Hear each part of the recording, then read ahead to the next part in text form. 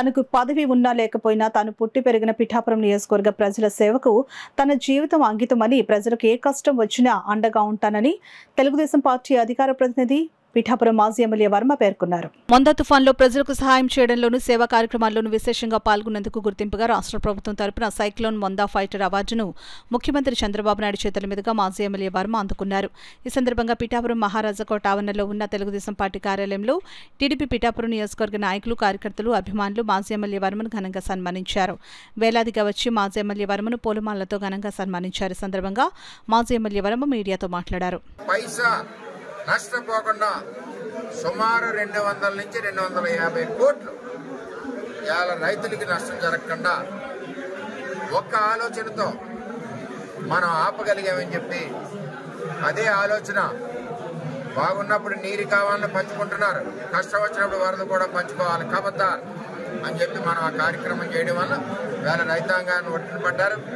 అదేవిధంగా ఇటు చంద్రబాబు నాయుడు గారి నాయకత్వంలో మత్స్యకారులకి 50 కేజీలు బియ్యం, పప్పు దినుసులు, అదేవిధంగా ఉల్లిపాయలు, అలాగే స్థానిక ఎమ్మెల్యే గారి నాయకత్వంలో అందరి కూటమి టీము అందరం కూడా, అన్ని పార్టీల టీము కూడా కలిసికట్టుగా డిస్ట్రిబ్యూషన్ చేయడం జరిగింది.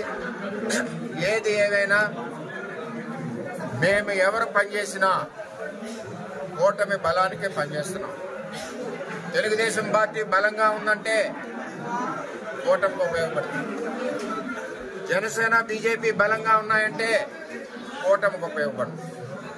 ఎవరు బలంగా ఉన్నా ఈ బలము కూటమికి ఉపయోగపడుతుందని చెప్పి నేను తెలియజేస్తూ, ఈ యొక్క అవార్డు ఏదైతే చంద్రబాబు నాయుడు గారు ఇచ్చారో అది మా నియోజకవర్గ కార్యకర్తలకి, ప్రజలకి నేను అంకితం చేస్తున్నానని చెప్పి ఆ అవార్డు వారికే చెందిందని చెప్పి తెలియజేస్తూ, మరి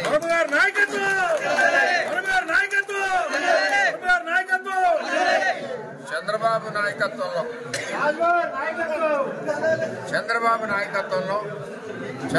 గారి సూచనల మేరకు ఈరోజు తెలుగుదేశం పార్టీ ఎప్పుడు కూడా ఈ వరదలు కొత్త కాదు. వరదలు వస్తున్నాయంటే పార్టీ క్యాడర్ ఎప్పుడూ సమయత్నంగా ఉంటుంది, అధికారులతో సమానంగా. మరి ఆయన సూచనల మేరకు అందరూ కష్టపడి మోతా తుఫాన్లో ప్రజల ఇబ్బంది లేకుండా చేశాం.